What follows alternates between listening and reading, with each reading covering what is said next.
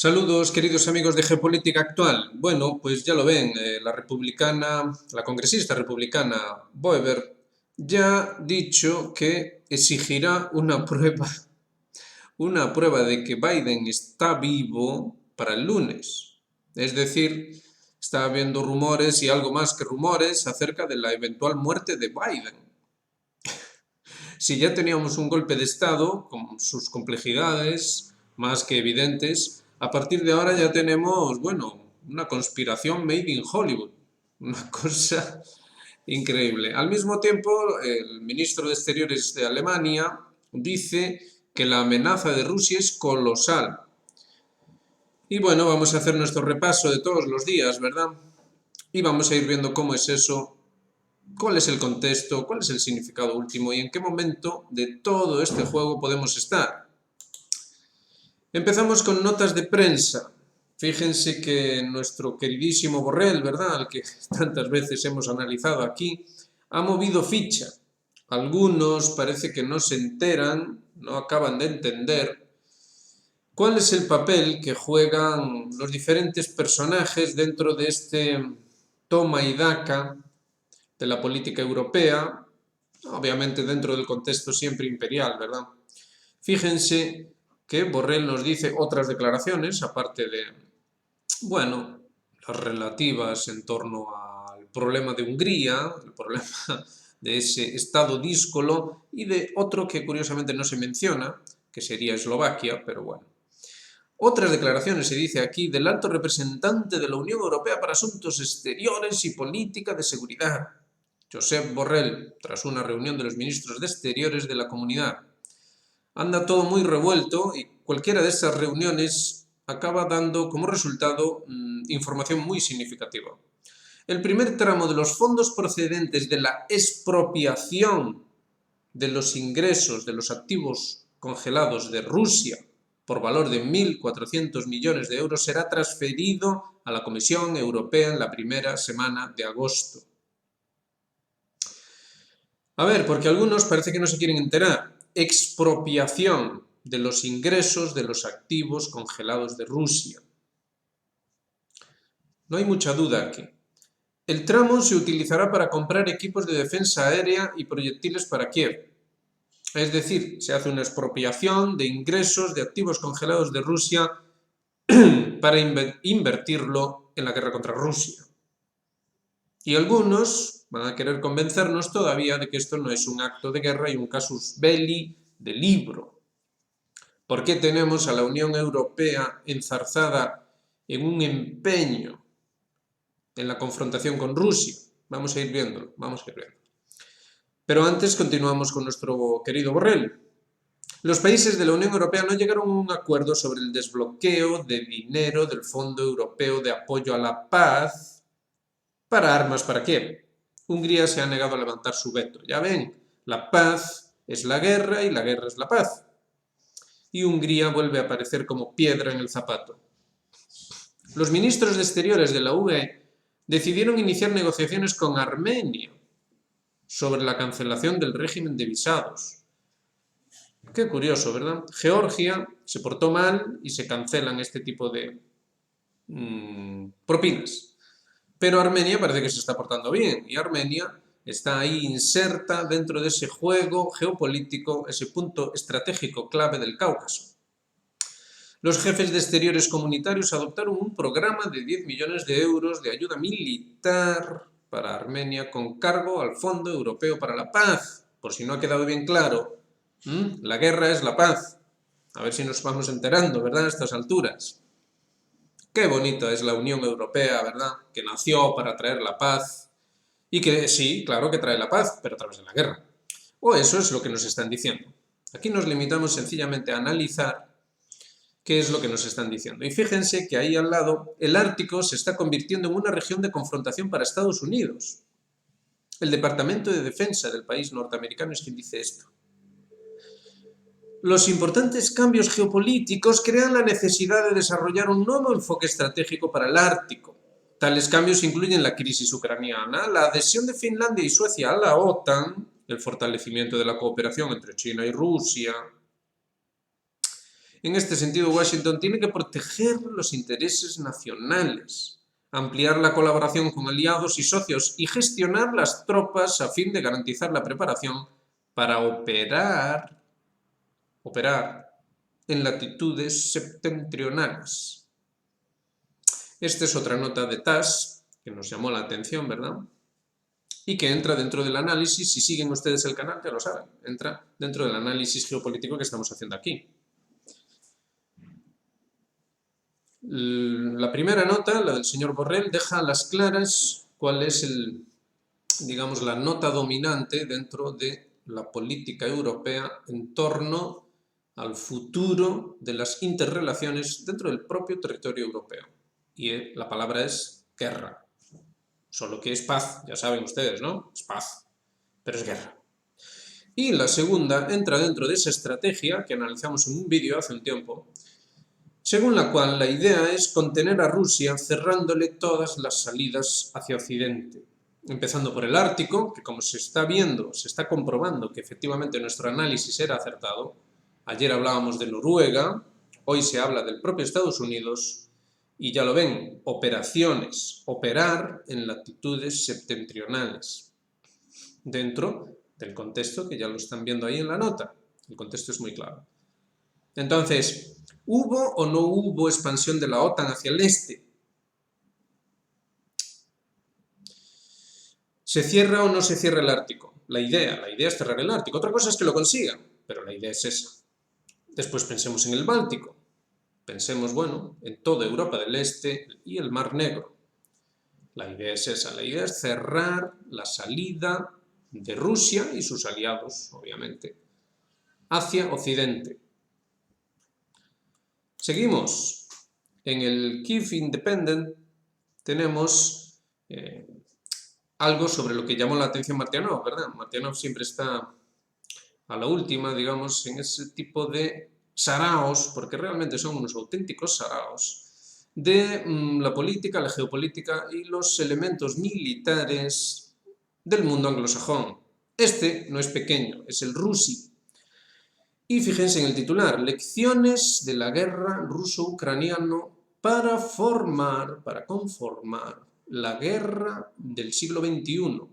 Y ahí tenemos a nuestro Zaluzhny bien ataviado ya en su nuevo papel, traje y corbata, puesto que ahora Zaluzhny ya no es un militar ucraniano dentro de esa guerra ruso-ucraniana, sino que ahora ya se dedica a otras tareas. Veamos.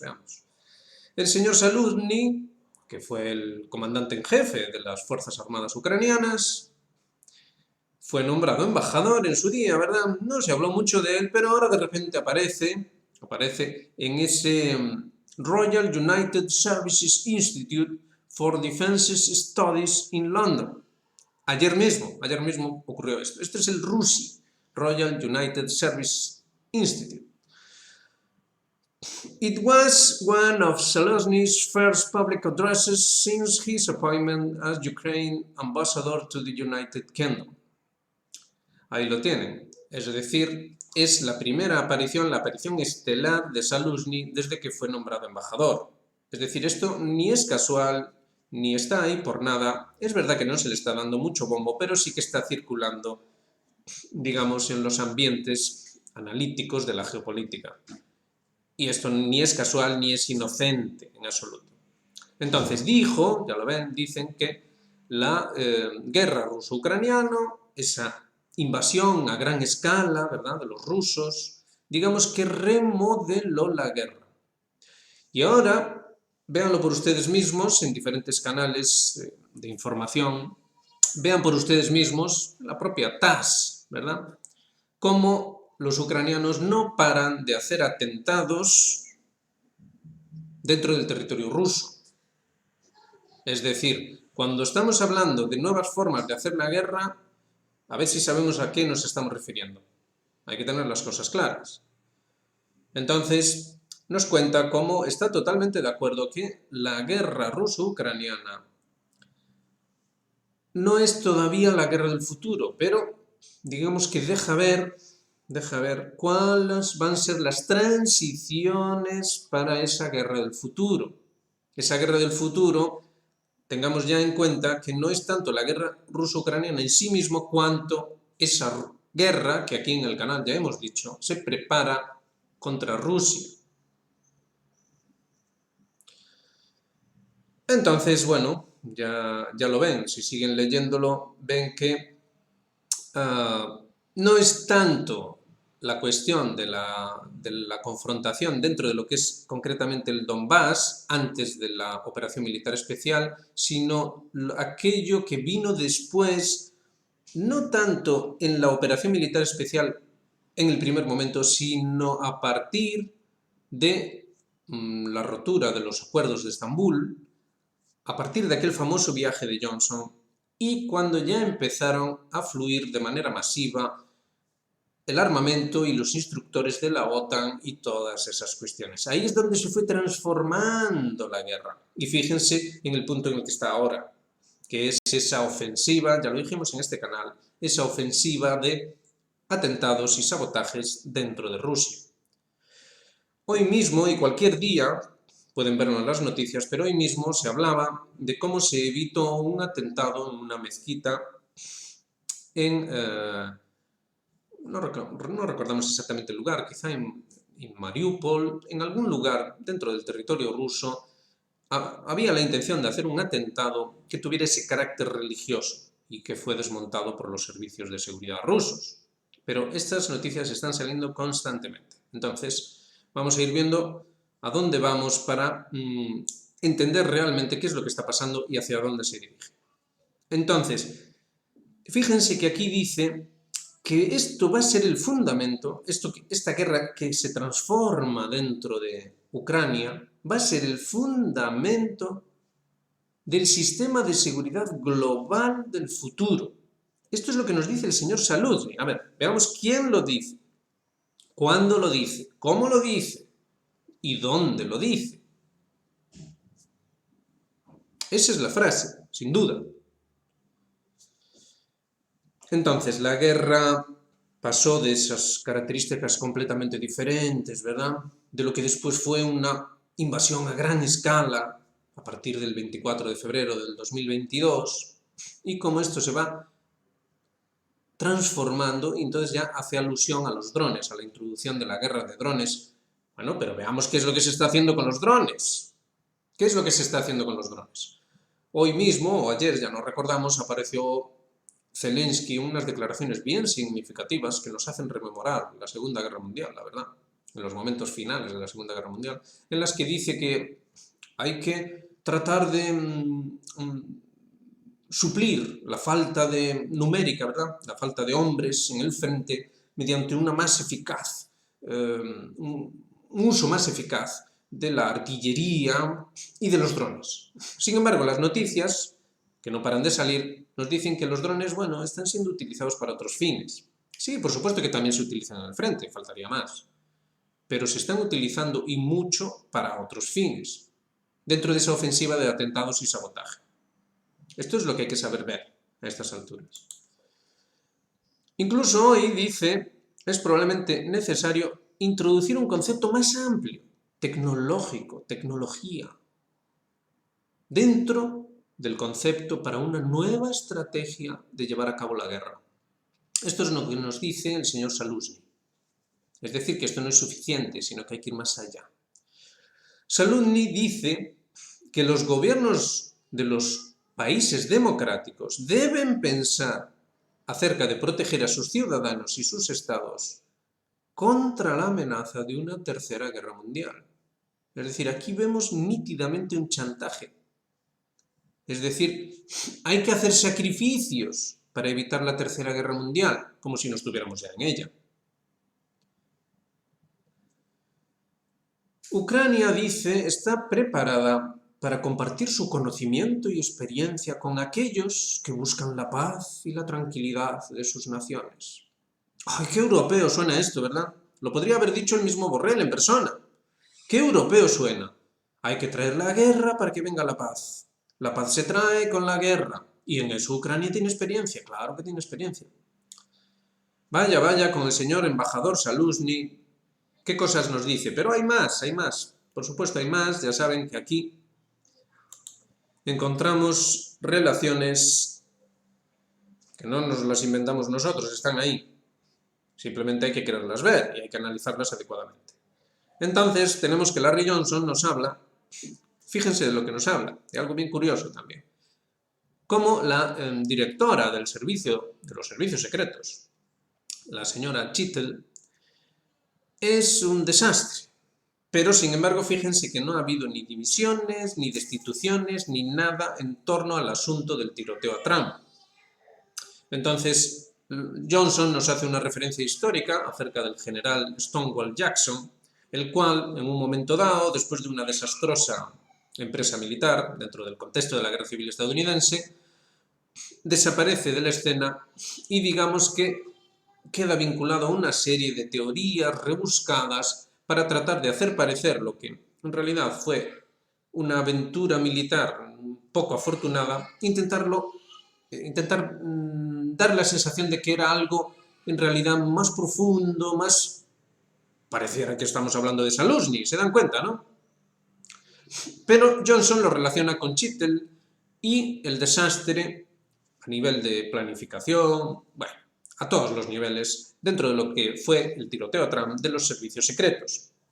Y un inciso aquí, algunos piensan que todo esto es un montaje, que no hubo tal tiroteo, etcétera, etcétera. Y nosotros les decimos, miren, ya no importa, a estas alturas ya no importa. Lo vamos a ver más adelante y vamos a entender por qué ya no importa. Aquí estamos siguiendo la narrativa y analizándola.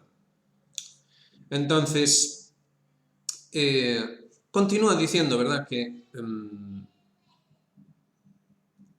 digamos que muchos, gran cantidad de agentes retirados, etcétera, etcétera, acaban llegando a la conclusión, basándose en las evidencias, de que Crooks, ese supuesto loco suelto, no pudo haber llevado a cabo todo, digamos, no pudo haber llegado hasta donde llegó, no pudo haber hecho lo que hizo, de no haber detrás toda una serie de elementos, vamos a decirlo así, casualidades, que permitieron de hecho tal cosa. Entonces él dice, Johnson llega a decir que es perfectamente consciente de que no hay pruebas concluyentes. Aquí ya entramos dentro de la historia del tiroteo, del asesinato de Kennedy. Siempre con esa historia de que no hay pruebas concluyentes, no hay pruebas concluyentes, no hay pruebas concluyentes. El problema, entonces, él lo acaba viendo como que debió haber más tiradores, según Johnson, pero es imposible de probarlo. Por lo demás, las evidencias permanecen pendientes de una investigación. Bueno, pero el artículo de Johnson continúa, a ver si esto funciona correctamente, y dice que él entiende que hubo un complot para asesinar a Trump, y lo dice abiertamente. Pero aquí ya entra dentro de la cuestión de la incompetencia. Dice, hubo un complot, pero eran incompetentes. Aquí habría que decirle al señor Johnson que, bueno, ¿por qué incompetentes realmente? Supuestamente porque no consiguieron asesinar a Trump. Pero ¿por qué hay que pensar que de hecho el objetivo era asesinar a Trump? Quizás servían ambas posibilidades, tanto asesinarle como solo intentar asesinarle. Y para eso habría que seguir viendo el contexto y lo vamos a seguir viendo ahora mismo. Entonces, un detalle que sí que es muy curioso y que está muy bien apuntado por parte de Johnson es por qué la CNN decidió cubrir el evento ese día cuando no lo hacía nunca. Es decir, había ignorado por completo los mítines de Trump, pero, oh, curiosidad, justo ese mítin sí fue plenamente cubierto por CNN. Es decir, ¿qué pasa? Que había algo que ver allí. Quizá lo que había que ver es Trump siendo asesinado, o quizá lo que había que ver era Trump siendo objeto de un intento de asesinato.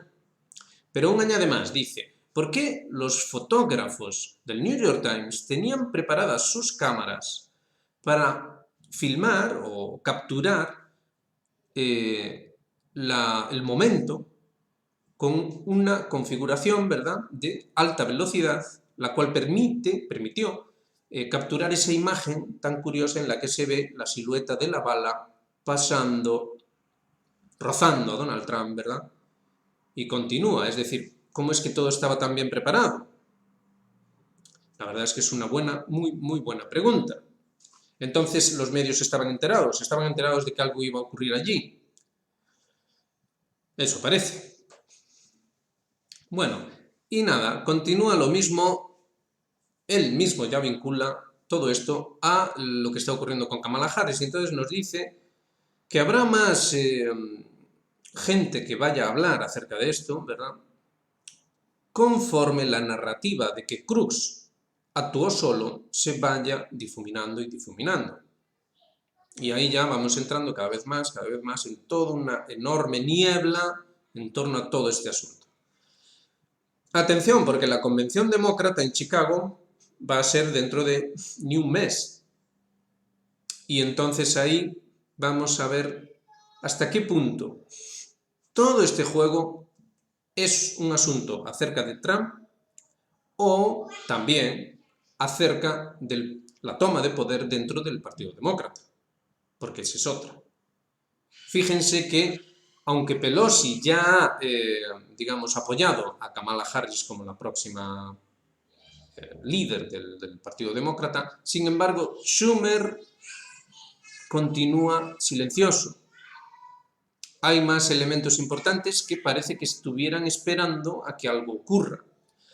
Empezamos ya el vídeo de hoy, ya lo han visto, con el rumor de que Joe Biden estaría muerto. En fin, es tremendo todo esto. Johnson aún añade más, y es la visita de Netanyahu. Es que Netanyahu ya ha llegado a Estados Unidos. Ya ha llegado a Estados Unidos cuando Johnson escribió esto, hace cuestión de horas, Netanyahu ya estaba en Estados Unidos. Pero atención, no fue recibido ni por Biden ni por Kamala Harris, ni por nadie del Partido Demócrata. Esto es algo bastante sorprendente. Así que, como ven, aquí está pasando algo gordo. Aquí hay una serie de luchas de poder tremendas. Y bueno, Johnson concluye demoledor diciendo que, más allá de lo que uno piensa acerca de Biden, de Trump, esto es un desastre tanto para Estados Unidos como para el mundo, dice. Estados Unidos está, y bueno, y Biden también, ¿verdad?, permanecen en un estado de disolución extrema, y Biden, de hecho, permanece desnudo, ¿no?, como el emperador, sin ropa, y gente, tanto dentro como fuera de los Estados Unidos, se está preguntando quién demonios está al mando. Y Johnson concluye, la respuesta es simple, nadie. Bueno, eso ya es un poco más difícil de aceptar, que nadie esté al mando. Sí hay alguien que está al mando, pero está claro que hay división en ese mando. Hay división, hay una serie de dudas, de inseguridades, de no quererse quedar con el culo al aire, como se suele decir, etcétera, etcétera. Y ahí es lo que decíamos en vídeos anteriores. Ahí entra el desastre ucraniano. Pero fíjense que ya Zaluzny ha aparecido para reconfigurar toda la narrativa y llevarla por otra vía. Y ahora vamos a ver cuál es esa otra vía. Un propagandista del Kremlin sostiene que Putin no puede ganar la guerra. La propaganda a veces ayuda a entender las cosas. Siento en mi alma que la guerra podría terminar en algún lugar cerca del Cáucaso Norte. No, Cáucaso Norte. Ya vieron lo que hemos visto de Armenia. Cómo Borrell en persona estaba hablando de la ayuda para que la paz vaya a Armenia. Y aquí nos están diciendo cerca del Cáucaso Norte. No tenemos tropas suficientes, incluso arrojamos al frente a los heridos que no están completamente curados, denuncia Maxim Kalashnikov, pero resulta que este no es su verdadero nombre, pero sin embargo dicen que es un propagandista del Kremlin. Parece un propagandista del Kremlin un poco raro, ¿no? Esto entra dentro de cosas que ya hemos dicho en este canal, de esa sexta columna, ya no quinta, sino sexta columna en el interior de Rusia, que sigue viva, como se puede ver, y que está a la espera de algo. Y vamos a ver qué puede ser ese algo.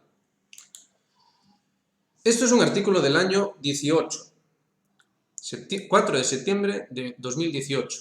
La guerra de quinta generación. Se ha hablado mucho de esto. Mientras las corporaciones mediáticas hegemónicas desarrollan sus... etcétera, etcétera, los medios populares todavía parecen enfrentarlas con arcos y flechas. Bueno, aquí se habla, ya saben, de los medios de comunicación, etcétera, etcétera, y se hace un análisis que, digamos que va más centrado en la cuestión informativa de los medios de comunicación, etcétera, etcétera. Pero atención, porque la guerra de quinta generación va más allá. Y de hecho, si seguimos leyendo el artículo, acabamos llegando, bueno, parece que no, parece que hemos perdido esa captura, pero la podemos leer directamente aquí. Siguiendo con el artículo se dice, en la guerra de quinta generación, también denominada guerra sin límites, introducida desde 2009 como concepto estratégico operacional en las intervenciones Estados Unidos-OTAN, fíjense, desde 2009, no interesa ganar o perder, sino demoler la fuerza intelectual del enemigo, obligándolo a buscar un compromiso, valiéndose de cualquier medio, incluso sin uso de las armas. Se trata de una manipulación directa del ser humano a través de su parte neurológica, ondas binaurales y manipulación, bueno, todas estas cuestiones. Atención, porque ya hemos hablado de esto aquí, ya lo saben, si nos siguen ya están al tanto, pero atención porque aquí se dicen algunos conceptos extremadamente importantes y, insistimos, están en relación con ese discurso, esa conferencia en la Rusi del señor Zaluzhny. Y fíjense cómo en este artículo también se menciona lo siguiente. Zbigniew Brzezinski, de quien ya hemos hablado aquí, ¿verdad?, exsecretario de Estado estadounidense, afirmaba que la clave estaba en el ataque al recurso emocional de un país por medio de la revolución tecnológica.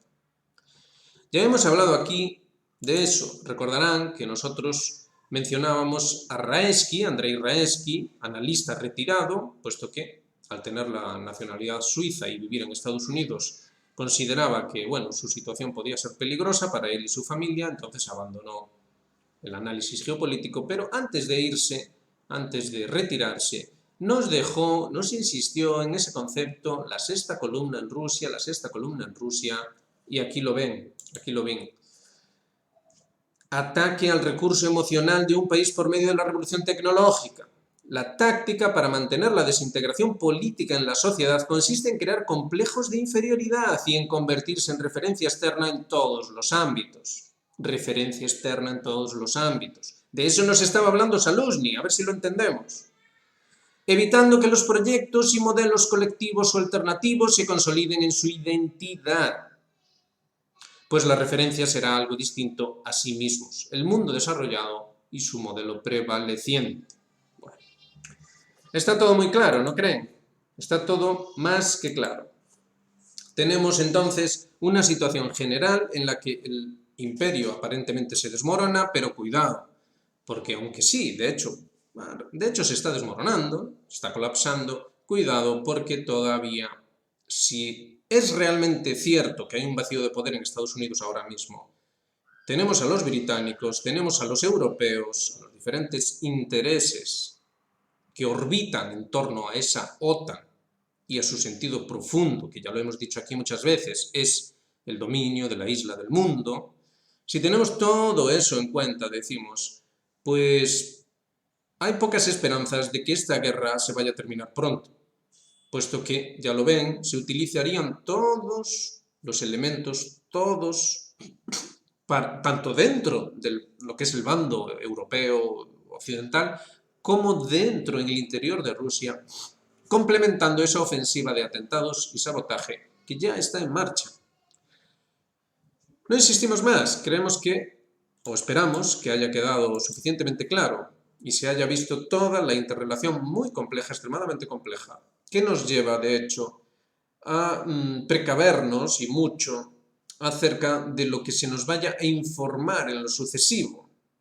¿Cuáles van a ser los movimientos? No cabe esperar tanto un ataque militar clásico, cuanto una serie de eventos que ya la estamos viviendo, tiroteo de Trump, renuncia de Biden, ahora resulta que Biden podría estar muerto, Netanyahu llega para dar su discurso y se encuentra con un partido demócrata, con una facción que no está dispuesta a ir por la línea de Netanyahu, mientras que otras sí, y unos republicanos que tienen que lidiar entre dos cuestiones que no son fáciles de conciliar. Por un lado, la cuestión puramente sionista, representada actualmente, nos guste o no, por el señor Netanyahu, y por otro lado, la identitaria, como ya nos decía en este artículo del 2018, haciendo referencia a Brzezinski, la cuestión de la identidad. Y ese es el caballo de batalla de Orbán, de Trump y de otros muchos elementos que se nos han presentado como extrema derecha, pero que, digamos que no casa esa cuestión, no casa en absoluto con lo que por el otro lado nos estaba diciendo con claridad Zaluzny, por aquello que representa Borrell y que, digamos que debe llegar de alguna manera a algún tipo de entendimiento, y ese entendimiento no es compatible con el planteamiento que están llevando a cabo rusos y chinos. Recordemos siempre, por alguna razón no se le está dando gran predicamento a esto, no sabemos por qué, pero las declaraciones de Lavrov en la presidencia del Consejo de Seguridad de la ONU han sido clarísimas. No son precisamente prosionistas, sino más bien todo lo contrario.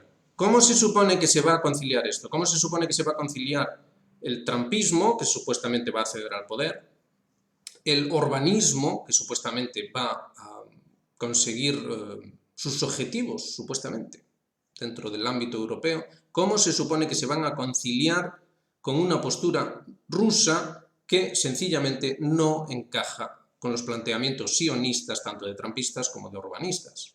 ¿Cómo se supone que se va a conciliar esto? Y atención, ¿no podría ser ese caballo de batalla un caballo de Troya?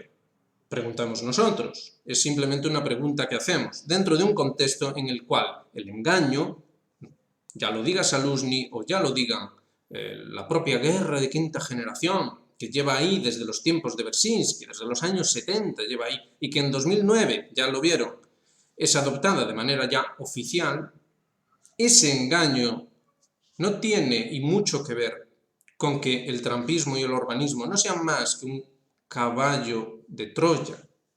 Habría que planteárselo. En fin, no insistimos más. Esperemos que haya quedado claro.